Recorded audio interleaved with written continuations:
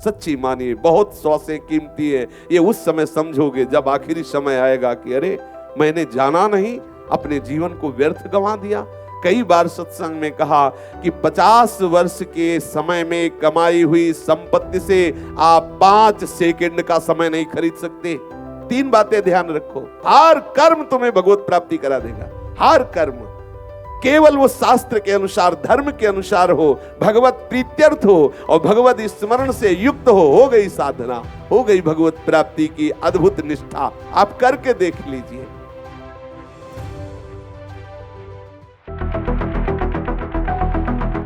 कोई भी समय हमारा व्यर्थ ना जाए, ये खास बात देखनी है। कबहू काल वृथा नहीं जाए, संतत सकल सुनो चितलाई, श्री हरिवंश प्रताप जस। साधक को सबसे बड़ा कीमती समझना चाहिए समय को। समय, अपने लोग समय को काटने के लिए परेशान होते हैं।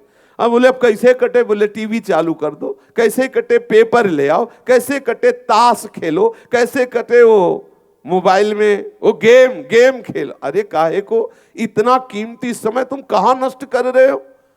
कैसे कटे, उठाओ माला शुरू करो, राधा राधा कृष्ण कृष्ण। अब समय सार्थक हो रहा है। सच्ची मानिए, बहुत श्वासें कीमती है। ये उस समय समझोगे जब आखिरी समय आएगा कि अरे मैंने जाना नहीं, अपने जीवन को व्यर्थ गंवा दिया। कई बार सत्संग में कहा कि 50 वर्ष के समय में कमाई हुई संपत्ति से आप 5 सेकंड का समय नहीं खरीद सकते। संपूर्ण सृष्टि के वैभव को देकर भी आप 2 श्वास इस तरह नहीं खरीद सकते। ऐसे समय को आप कहां लगा रहे हो? जो भी कर्तव्य कर्म करो, शास्त्र की आज्ञा के अनुसार करो और भगवत स्मरण परायण होकर करो और भगवत प्रीत्यर्थ करो। 3 बातें ध्यान रखो, वो हर कर्म भजन हो जाएगा। जो भी कर्म करो, तस्मात् शास्त्रम प्रमाणम ते कार्याकार्यो व्यवस्थित हो। शास्त्र की आज्ञा के अनुसार करो, श्री कृष्ण को प्रसन्न करने के लिए करो और प्रभु का स्मरण करते हुए करो। हर कर्म तुम्हें भगवत प्राप्ति करा देगा, हर कर्म।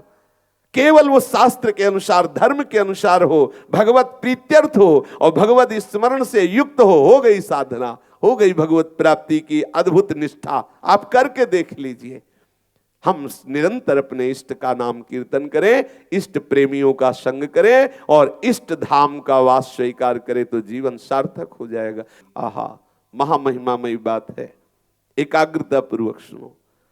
पूज्यपाद श्री रूप गोस्वामी जी कह रहे हैं कि जैसे हमारा पित्त बढ़ा हो और हमें मिश्री पवाई जाए तो मिश्री कड़वी लगती है, लेकिन यदि बहुत काल तक उस मिश्री का हम आदर पूर्वक, नियम पूर्वक सेवन करें तो पित्त का शमन कर देगी, पित्त को नष्ट कर देगी और वो मीठी लगने लगेगी। बहुत काल से हम इस माया अविद्या रूपी पित्त रोग से ग्रसित हैं।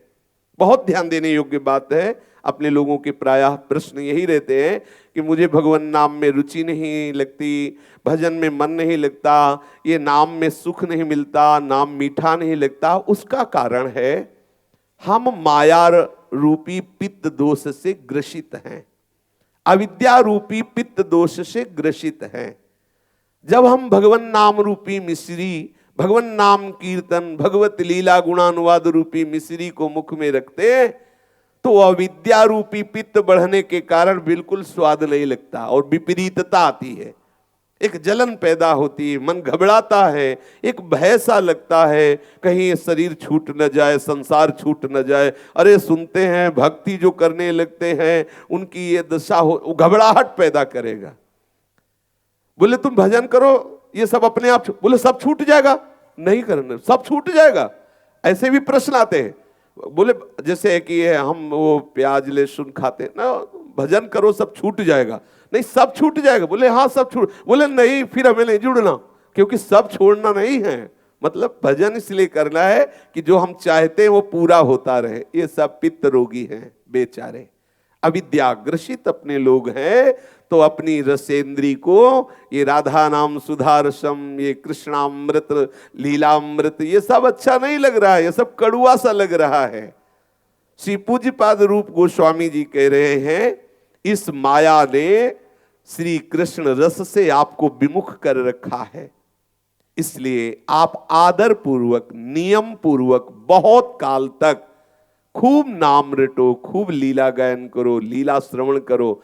तो जैसे मिश्री पहले पहले पित्त रोग वाले को कड़वी लगती है, लेकिन वही मिश्री नियम पूर्वक आदर पूर्वक यदि सेवन की जाए तो पित्त का समन करके मीठी लगने लगती है। ऐसे ही यदि आदर पूर्वक नियम पूर्वक बहुत काल तक नाम जप किया जाए, नाम कीर्तन किया जाए, तो समस्त अविद्या का, समस्त जो हमारे पापाचरण जमा है उनको नष्ट करके हृदय में भगवत प्रेम प्रकट कर दे। फिर तो नाच पड़ोगे, पायो जो पायो मैंने राम रतन धन पायो, वस्तु अमोलक दी मेरे सतगुरु, निस दिन बढ़त सवाय। महाआनंद, फिर तो नाच पड़ोगे।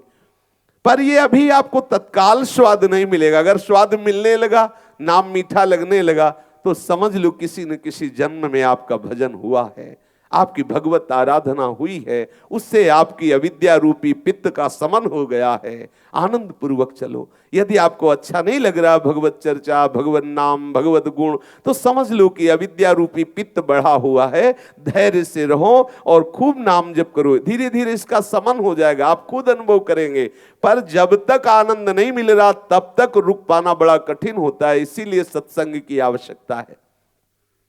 सत्संग आपको धैर्य प्रदान करेगा, सत्संग आपको नाम जप की प्रेरणा देगा, सत्संग आपके नाम जप को बढ़ाएगा, सत्संग आपके नाम जप को बचाएगा, सत्संग आपके नाम जप को पचाएगा। और जहां पच गया तो रोग का शमन हो जाएगा।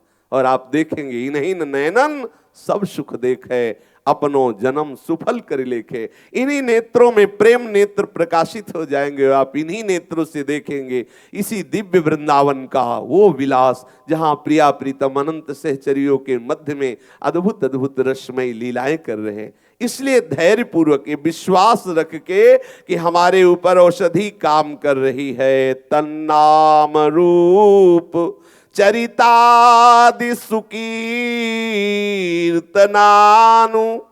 स्मृत्यो क्रमेण रसना मनसी नियोज्य तिष्ठन ब्रजे तदनुरागी जनानुगामी कालम नये दखिलमीत्युपदेश सारं। श्री पूज्य पद रूप गोस्वामी जी कह रहे हैं, मैं तुम्हें उपदेश का सार बता रहा हूं, विचलित मत होना। तुम्हारी अविद्या रूपी ये पित्त बढ़ा हुआ है, इसलिए तुम्हें मीठा नहीं लग रहा है। खूब नाम जप करो, तन नाम रूप चरितादि सुकीर्तनानु। खूब प्रभु के नाम का कीर्तन करो। उनके रूप रस में डूबे हुए महापुरुषों ने जो पद की रचनाएं की है, महापुरुषों ने जो लीला गायन किया है, खूब उच्च स्वर से। भले आपकी समझ में नहीं आ रहा, आपको कोई सुख नहीं मिल रहा, यदि आपकी समझ में नहीं आ रहा, आपको सुख नहीं मिल रहा, तो आप ऐसा ना समझे कि आपका लीला गायन व्यर्थ जा रहा है। जैसे किसी को सांप काटे हो तो मंत्र झाड़ने वाला आता है, वो मंत्र बोलता है, छू बोलता है, लेकिन ना तो किसी की समझ में आता है किसका अर्थ क्या है, ना समझ में आ रहा है ये बोल क्या रहा है, गड़बड़ गड़बड़ कुछ बोलता रहता है। लेकिन सामने वाले का विष उतरता है, विष उतरता है। वो जैसे ही छू बोलता है, लहर आती है, उसका विष उतरता है। एक साधारण मंत्रों में इतनी सामर्थ्य है, फिर ये तो महामहिमा में भगवत रूप गुण से भरे हुए पद हैं। आप इनका गायन कर रहे हैं, आपको बिल्कुल समझ में नहीं आ रहा, लेकिन आपका विष उतर रहा है। आपका जन्म जन्मांतर का जो विष है वो उतर रहा है। जिस दिन ये लहर आना बंद हुई विषयों की, उसी दिन देखोगे कि इसका क्या प्रभाव पड़ा हमारे ऊपर। अभी प्रभाव नहीं पड़ रहा, आप ऐसा मत मानना, वर्तमान में भी प्रभाव पड़ रहा है, लेकिन आपका विष उतर रहा है। इसलिए धैर्य पूर्वक, भले समझ में ना आवे, भले आनंद ना आवे, भले सुख ना आवे, आप बिल्कुल सावधान रहें। पर इसमें सावधानी विशेष ये है कि यदि भजन रहित पुरुषों का संग कर लोगे तो फिर गड़बड़ हो जाएगा। आपकी अनुभूति में वो डाल देंगे। देखा कितने दिन भजन, कितने पाठ किए, कितने बार वृंदावन, कुछ मिला, हाथ लगा, वो आपकी समझ में आने लगेगा, मन समझाने लगा, हाँ हाथ तो नहीं लगा, काहे को परेशान होते हो, अरे कमाओ खाओ, ये तो सब बाबा जी लोग हैं जिनके कुछ काम धंधा नहीं है, बड़बड़ बड़बड़ बोले, इधर उधर से रुपया पैसा लिए, खूब हराम का खाते, तो इनकी चक्कर में मत पड़ो। ये है, यही है उपदेश। अगर ऐसे लोगों का संग किया तो बिल्कुल समझ लीजिए कि आपकी भक्ति बाधित हो जाएगी। इसलिए भगवान श्री राम कहते बलु भर बास नरक करता था, दुष्ट संग जनि देई विधाता। भले नरक में बास मिल जाए, लेकिन ऐसे दुष्टों का संग न मिले जो हमारी भक्ति को छीण कर दे, जो हमारे अंदर नास्तिकता पैदा कर दे। निरंतर नाम रटने का अभ्यास करो, प्रभु की रूप गुण लीलाओं का गायन करो, संकीर्तन करो, अपनी रचना से इनके रूप गुण का गायन करो, नाम का गायन करो, मन से भी उसका चिंतन करो। जो प्रभु से, हमारे आराध्य देव से, श्री श्यामा श्याम से अलग हट करके मन चिंतन करता है, उसका निषेध करो। उसके निषेध की वृत्ति यही है कि आप उससे उदासीन हो जाओ, उसकी बात सुनो मत, ना उससे द्वेष करो, न राग करो, अपने आप खत्म हो जाएगा। ये बहुत सरल सूत्र है। जब मन आपका प्रभु से बिलग हटकर चिंतन करा रहा हो, तो ये समझ वही सकता है जो अंतर्मुखी साधक है। बहिर्मुखी तो समझ ही नहीं पाएगा, कहां से कहां पहुंचा देगा मन। अंतर्मुखी साधक तत्काल पकड़ता, गया जे भी गया, तो उससे उदासीन हो जाओ, ना उससे राग करो, ना द्वेष करो। वो वृत्ति एकदम प्रवाह की तरह चली जाएगी और आप अपनी फिर स्थिति में आ जाएंगे।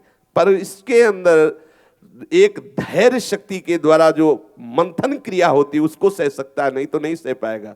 किसी भी विषय में जब मन जाता है तो मन मंथन करता है, हमारे हृदय में वो हलचल पैदा कर देता है। अगर धैर्यवान हो तो फिर आप सह जाएंगे, और सह गए तो फिर वो नष्ट हो जाएगा। जो मंथन किया जिस वृत्ति से, वो वृत्ति धीरे धीरे नष्ट हो जाएगी। इसलिए मात्रा स्पर्शास्तु कौन्तेय शीतोष्ण सुख दुखदा आगमा पाइनो अनित्यास्तास्तितिक्षस्व भारत। इनको सह जाओ। ये अनुकूलता प्रतिकूलता, ये शीत उष्णता, ये जितने भी द्वंद्व है, इनको सहने से ये विजय को प्राप्त हो जाता है। उपासक वो परम अमृत तत्व का बोध प्राप्त कर लेता है। इसीलिए पूज्यपाद श्री रूप गोस्वामी जी आदेश कर रहे हैं कि जहां जहां विषयों में आपका मन जाए, उससे उदासीन हो जाओ, या वहां से हटा करके अपने आराध्य देव के नाम रूप लीला गुण में लगाओ। जहां गया फिर हटाओ उसको, या जहां जहां जाए वहीं भगवत भावना करो, मेरे प्रभु इस रूप में विराजमान है, तुरंत उसका विकार खत्म हो जाएगा। या तो जहां जहां जाए उससे उदासीन हो जाओ, या जहां जहां जाए वहां भगवत भावना करो, या जहां जहां जाए वहां से हटाकर अपने आराध्य देव में लगाओ। और इसकी सामर्थ्य कैसे प्राप्त होगी? तो बोले तदनुराग जनानुगामी। जो भगवत प्रेमी महात्मा जन है, उनका आश्रय ले लो, उनका अनुगमन करो, उनकी बताई हुई साधना पद्धति से साधना करो, उपासना करो, आपको बल मिलेगा। महामहिमा में बात तिष्ठन ब्रजे, इस ब्रज 84 कोष में वास खोज लो। बड़े भाग्य से ब्रज 84 कोष के अंतर्गत वास मिलता है। अहो भाग्य जो इस रज में, अगर वास नहीं मिलता तो चिंता न करे, रज का सेवन करे और भगवत प्रेमी महात्माओं का संग करे, खूब नाम रूप लीला का चिंतन करे, गान करे, श्रवण करें। इससे आपके हृदय में प्रेम लक्षणा भक्ति की प्रतिष्ठा हो जाएगी। अब बहुत सावधानी की बात यहां वर्णन कर रहे हैं श्री रूप गोस्वामी जी। कह रहे हैं कि आप जैसे देखा कि उसने कृष्ण बोला और मानसिक प्रणाम किया, देखा वो कंठी तिलकधारी वैष्णव चरणों में प्रणाम किया, देखा वो प्रिया प्रीतम के चिंतन में डूबा हुआ है, प्रणाम किया, उसको प्रसाद के लिए निमंत्रित किया, आप उसके संग बैठे, तो कहीं ऐसा ना हो कि किसी भक्त के प्रति आपके हृदय में आ जाए कि ये कहीं नीच वर्ण का तो नहीं है, उसकी जाति पर कहीं दृष्टि न चली जाए। सावधान रहना, नहीं तो अपराध बन जाएगा। किसी भक्त के प्रति कभी जाति बुद्धि नहीं होनी चाहिए, ये बिल्कुल दृढ़ता से समझ लीजिए। यहां चूक हो जाती है। आप उच्च कुल के प्रगट हैं और वो भक्त कहीं ऐसा प्रकट हुआ और आपको पता है कि ऐसा, और आपके हृदय में है, बाहर से तो नहीं बोल रहे, लेकिन हृदय में यदि है तो फिर ठीक नहीं रहेगा, अपराध बन जाएगा, आपका भाव नहीं बढ़ पाएगा और जो भाव भक्ति का वो रुक जाएगा। भक्त के प्रति कभी ऐसी जाति बुद्धि न हो। इसीलिए भगवान ने लीला करके दिखाया है। राजसु यज्ञ में स्वपच वाल्मीकि की आराधना करवा के ही यज्ञ पूर्ण की। बड़े बड़े महापुरुष पधारे हुए थे, लेकिन अत्यंत दैन्य भाव से युक्त होकर प्रभु के अनुराग में डूबा हुआ जो महापुरुष स्वपच वाल्मीकि, महाभारत में प्रसंग आता है, भगवान ने पांडवों से आराधना कराई, तब वो यज्ञ पूर्ण हुई। कभी किसी भक्त के प्रति यदि ऐसी भावना आ गई कि ठीक है वैष्णव हैं, गुरु दीक्षा लिए हैं, पर हैं तो अमुक, तो आप गए, आपका हृदय का भाव सूख जाएगा। भक्त के प्रति कभी जाति भाव ना आवे। दूसरा, स्वभाव अलग अलग है, एक ही मार्ग में चल रहे हैं, प्रिया प्रीतम की ही उपासना में, लेकिन उनका स्वभाव मति भिन्न भिन्न है, उसी स्वभाव के अनुसार उनका वर्ताव होगा। हम किसी संत वैष्णव के स्वभाव की निंदा ना करें, ये तो ऐसा, ये तो ऐसा, कभी नहीं। दृष्टि स्वभाव जनितैर वपुषश्च दोषई है, हम उसके स्वभाव की निंदा न करने लगे। वो भगवत अनुरागी, अलग अलग भाव के संत होते हैं। संत का समागम अत्यंत दुर्लभ है, पर निर्वाह करना भी बड़ा दुर्गम है। अगर कर ले गए तो अमोघश्च है, अमोघश्च, निश्चित निश्चित भगवत प्राप्ति, निश्चित भगवत प्रेम में प्रवेश आपको हो जाएगा। पर सावधानी ये है कि कहीं उनके अलग अलग स्वभाव के हैं, अलग अलग। रसिक मुरारी जी के यहाँ संत सेवा होती थी, वो सबको सावधान किए हुए थे। अलग अलग स्वभाव के संत जन है, कैसा भी बर्ताव करे उनके साथ कहीं प्रतिकूल बर्ताव नहीं होना चाहिए। अब एक संत भगवान ने कहा कि जब पत्तल परोस दी गई तो बोले एक पत्तल और लगाओ। बोले किसके लिए? तो एक सोटा रखते थे, बोले सोटा के लिए। बोले सोटा के लिए क्या? बोले शाम के हम भांग छानते हैं, अब इस समय तो हमें ज्यादा भूख लगी नहीं, लेकिन शाम के भूख लगेगी तो हम कहाँ जाएंगे, एक पत्तल लगाओ। अब बोले ये कोई ठेका थोड़ी लिए तुम्हारा, तुम पाओ प्रसाद यही, जो ये सब नहीं होगा। अब वो सब्जी और कुछ कुछ परोस चुके थे, बात बढ़ी तो शोरगुल हुआ। तो रसिक मुरारी जी तुरंत उठ के आए, क्या हुआ? बोले संत जो है कह रहे 2 पत्तल लगाओ, एक जो है सोटा के लिए, शाम के भांग पाएंगे इसके लिए। उन्होंने देखा कि ये संतों के श्रेष्ठ महंत है, तो क्या हुआ महाराज जी, क्या हुआ? सामने पहुंचे तो उनका सोटा के लिए दूसरा पत्तल नहीं लगा रहा, पत्तल उठाया और उनके मुंह में ऐसे फेंक के मारा। अलग अलग स्वभाव के संत होते। रसिक मुरारी जी तत्काल ऐसा दुपट्टा लगाए और सब ऐसे ले लिए। बोले हो भाग्य, आज संत की कृपा हो गई। और अपने जो सेवक थे उनको डांटा और कहा प्रणाम करो, जल्दी से 2 पत्तल लगाओ। अहो ऐसे कई ऐसे स्वभाव के संत होते हैं जो उग्र स्वभाव के होते हैं, कई ऐसे होते हैं जो व्यवहारिक स्वभाव के होते हैं, कई होते हैं एकदम एकांतिक स्वभाव के होते हैं, कई एकदम सरल स्वभाव के होते हैं, कई बाहर से ऐसे स्वभाव में कटुता दिखाई देती, पर हृदय में स्थिति एक ही हो सकती है सबके, ऐसा है। कई ऐसे सिद्ध होते हैं, कोई न कोई व्यसन दिखाई देता है, कि वो भांग खा रहे हैं दिखाई देता है, कि वो हुक्का पी रहे हैं, जैसे रामकृष्ण परमहंस जी हुक्का पी। कई ऐसे सिद्धों में पाया गया वो भांग छान रहे। हम उनके किसी स्वभाव की अवहेलना निंदा ना करें, हमें वो स्वीकार नहीं करना स्वभाव, हमें जैसा गुरुदेव आदेश कर रहे हैं वैसे ही चलना है। पर हम उनके ऊपर ये कटाक्ष नहीं कर सकते, भांग छानते हैं तो ये कैसे, ऐसा नहीं बोल सकते हैं, नहीं ऐसा आदेश कर रहे हैं। ऐसा किसी के स्वभाव पर, किसी के शरीर पर, मानो शरीर काले रंग का है और झुर्रियां पड़ी हुई है, कोई तेज नहीं, अरे इनका तो कोई तेज तो दिखाई नहीं दे रहा है, और कोई रूप रंग के तो है नहीं, हमें लगता है कोई भजनानंदी तो है नहीं। अच्छा शरीर में बुखार आ गया, कांख रहे, हमें लगता है देह भाव से ऊपर उठे नहीं, देखो थोड़ा सा बुखार आया कांख, ऐसा कभी नहीं।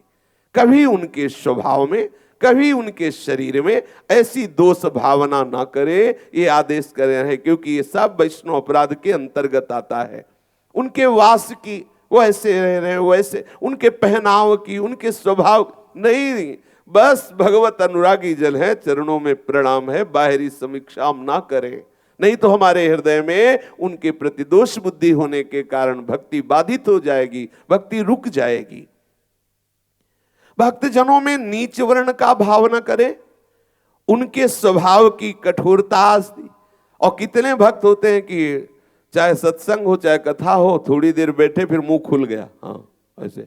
अब हम बगल में देख रहे हैं कि वो सो रहे, बोले देखो साधु हैं, देखो भक्त, ना ना ना, वो सो रहे तो प्रभु में ही सो रहे, हमें प्रणाम करना है, छूट है सोने की, सोइए। हाँ, अब वो हमें उनके इस विषय में भी नहीं बोलना, आलस्याद। मान लो सो रहे, संतों की अलग अलग है लीलाएं, हमें तो अपना प्रभु ही उनको मानना है।